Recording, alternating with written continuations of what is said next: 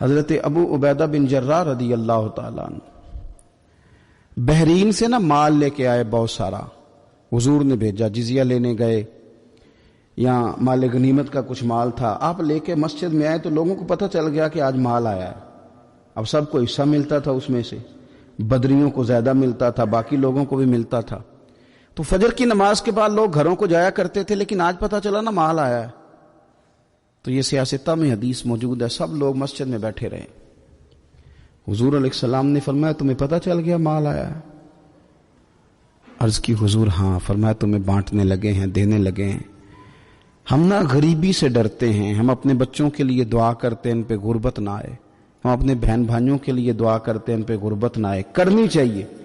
لیکن ذرا اس حدیث کے مفہوم کو بھی دیکھیے گا، نبی پاک صلی اللہ تعالی علیہ وآلہ وسلم نے فرمایا تمہیں دینے لگے ہیں، مال آ گیا ہے، لیکن میرے قریب نے اپنی امت کے لیے جس چیز کا ڈر محسوس کیا وہ کیا ہے، حضور کے دل میں کس چیز کا خدشہ تھا وہ کیا ہے، بیان کیا۔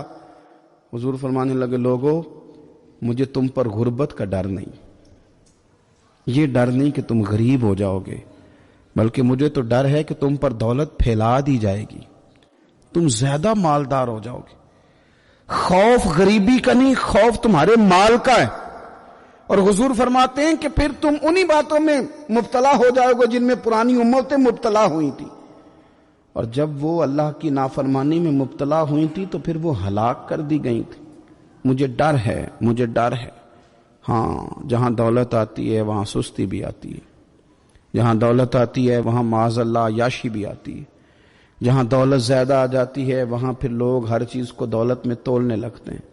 جہاں دولت زیادہ آتی ہے میرے بھائی، پھر لوگ سمجھتے ہیں کہ ہر چیز میں خرید لوں گا، پھر لوگوں کے ذہنوں کے اندر اس طرح کا فطور آتا ہے۔ حضور نے فرمایا مجھے ڈر ہے تمہارے دولت مند ہونے کا، ڈر ہے دولت مند ہونے کا۔ یارو اپنے پیسوں سے ڈرا کرو، اپنی جائیدادوں سے ڈرا کرو، اپنے مال سے ڈرا کرو، وہ ہم نے جو بڑے بڑے محلات تعمیر کرنے شروع کیے ان سے ڈرا کرو۔